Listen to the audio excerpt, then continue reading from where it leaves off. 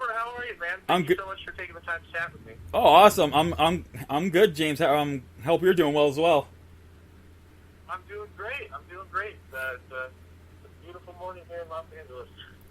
Yeah, it's not that bad here in Florida either, so it's all good. Oh, awesome, man. Awesome. So I got to watch Survive the Game this morning, and oh my god, I loved it. I just loved the way the film came out. It was Bruce Willis made the most of his role. I mean, altogether the movie was just amazing. Oh, thank you so much, man. I had a lot of fun making it, and I really hope people like what Bruce did with it because I feel like he's having a lot of fun. Like he's just talking shit, being a badass. That was one of the highlights of the movie, hands down. He practically spent the whole movie kidnapped, but he just still like it was basically him being him.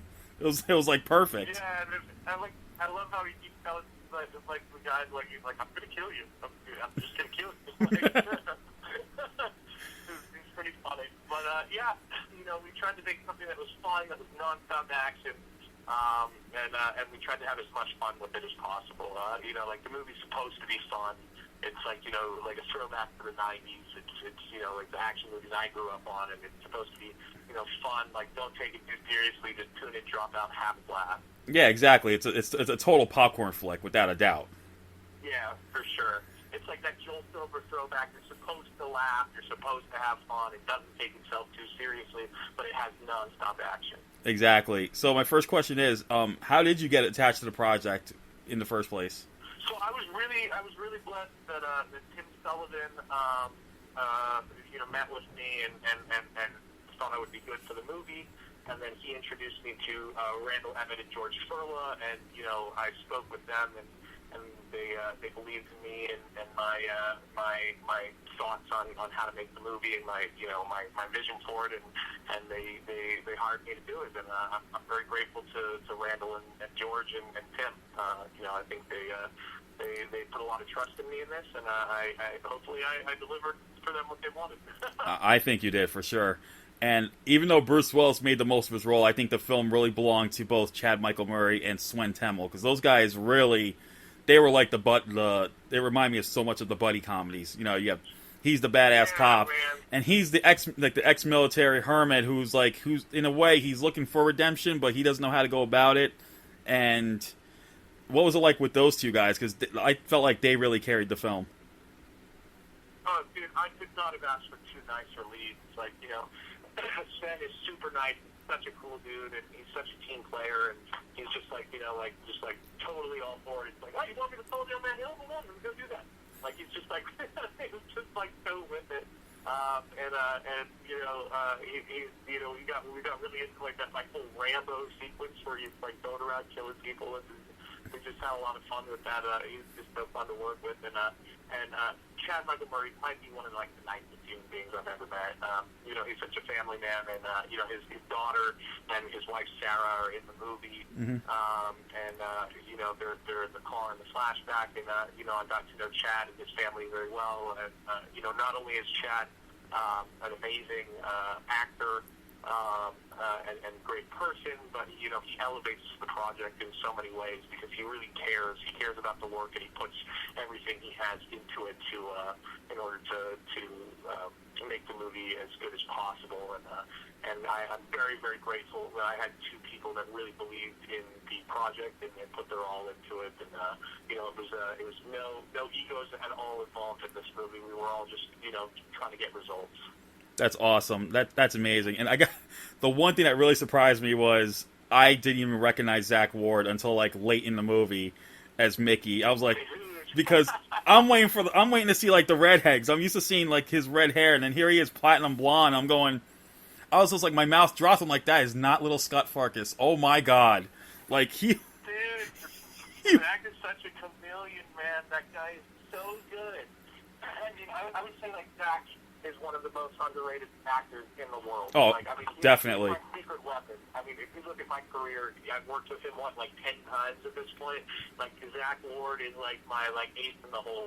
Anytime I have a cool role in my movie that I need to be waved over, I'm like, Zach can do that. Yeah. Zach is my good luck charm. That guy is probably like, I would say, like, he's like family to me. He's like my older brother. That guy is not only do I learn so much from him every time we work together, does he care so much, like he's like family, and he's such an amazing and talented individual. And I think, I love being able to showcase that he can really fit into any role and nobody would even recognize him, because he just really drops in and is able to do that, like, almost like, like a Bela Lugosi, like the man of a million faces. Like he can have like a million different faces. Like you can find out later, like, oh shit, that's that. Yeah, like, that's tatted up, blonde-haired guy is that kid from A Christmas Story. You're like, what? Exactly. That's what I thought. I'm like, oh my gosh. And I really liked Violet, because she reminded me of Harley Quinn. She was like she was like that movie's Harley Quinn, like the personality and everything. She saw Mickey as her pudding, and then and then she just like goes off the deep end. I'm like, this is like Harley Quinn-esque. Yeah, man. Yeah, I mean, it's definitely like Harley Quinn meets like Mickey and Mallory. From Natural Born Killers. Natural Born Killers.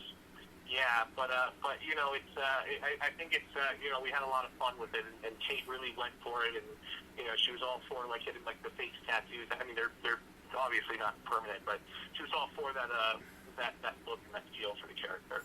And the guy who played Frank, oh my god, I for some reason I really couldn't take him seriously, because he was just like, just the way he talked, like he was like he's supposed to be like the classy villain, the classy henchman, but I don't know, the way he came across, it just felt more laughable. Maybe because he's around more bumbling characters, especially Sean Kanan's Ed. That he cracked me up through the whole movie. Like his whole thing was great. I loved it. Sean Kanan was hilarious in the movie, and I think his character is just so funny. I mean, he's like, we're like, decaf, you should try it. You show yoga. I would say Michael Cera played Frank exactly how I wanted him to play Frank. He did. He's a character that takes himself very seriously, but as the film, falls apart, and as the characters around him are proving to be like more and more stupid. Yeah. It makes him taking himself seriously kind of funny, and that adds to Bruce making fun of him over and over again. Exactly, and I loved it. I mean, this is exactly the type of action film like I miss. I don't, you don't really get to see it like something like this these days, and that's what really helped. And yes, that scene where he's like, you should take yoga lessons. Maybe you should take a yoga lesson. And he's like, decaf. Sleep better. I was like laughing through that whole scene. It was just so great. Yeah, that was an ad-lib by Sean, and I thought that was pretty hilarious. I was like, oh man, this is great. And one scene that really got to me, and it reminded me of a recent movie, was when Chad wakes up from the car accident, and when he wakes up and Sarah tells him, it's not. Happens behind his head. It reminded me of The Hitman's Bodyguard. I thought of that right away because of the scene where Ryan Reynolds is talking to the bartender and all this stuff is happening behind him. I thought of The Hitman's Bodyguard. Was that influenced by that? Man, I haven't seen that. Oh, really? I gotta check it out. Yeah, I was doing that as a throwback to a Marvel movie, to be honest. But I haven't seen Hitman's Bodyguard. I gotta check that out. Yeah, there's this hilarious scene where they're in Amsterdam and he's like talking to this bartender, like talking about how much he hates Samuel L. Jackson. And meanwhile, all this action is going on behind him. It's such a hilarious scene, and I just thought of that when I saw the fight scene while Chad wakes up and all of a sudden he just hits Kate in the face with the gun. I was like, oh, that's awesome.